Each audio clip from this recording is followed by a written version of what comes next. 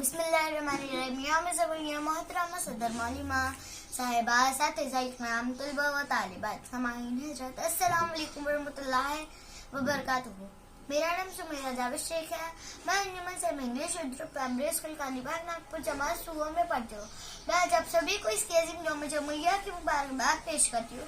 हमारे मुल्क पर पहले अंग्रेजों की हुकूमत थी और लोग गुलाम थे, लेकिन हमारे मुल्क के रहनुमाओं ने हमें मिलकर अंग्रेजों की गुलामी से 15 अगस्त 1947 को आजाद करवाया। इस मुल्क का निजाम हुकूमत चलाने के लिए कानून की जरूरत थी, इसलिए डॉक्टर बाबा साहेब अम्बेडकर जी की क़यादत में एक कमेटी बनी, जिसमें बड़ी जद्दोजहद के बाद 26 नवंबर 1949 को मुल्क का आइन बनाकर तैयार किया। इस आइन को मुल्क भर में 26 जनवरी 1950 को नाफिज कर दिया गया। जब से लेकर आज तक हर साल हम 26 जनवरी के तौर पर मनाते हैं।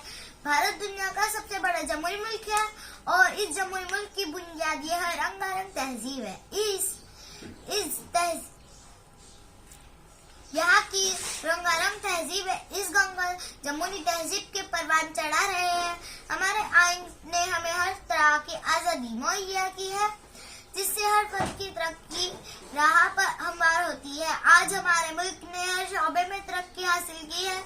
नई नई टेक्नोलॉजी का इस्तेमाल करके मुल्क तरक्की राह पर गमजान है, लेकिन इसी के साथ हमारा मुल्क बहुत सारी मसाइल से दो चार है, जैसे गुर्बत, बेरोजगारी, अदम मसवार वगैरह वगैरह। इन मसाइल के हल करने के लिए हमें हरदम कोशिश रहना चाहिए।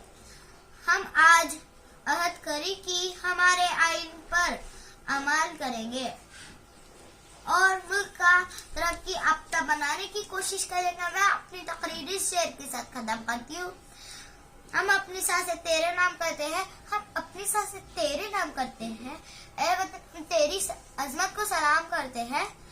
जय हिंद, जय भारत, अस्सलाम वालेकुम।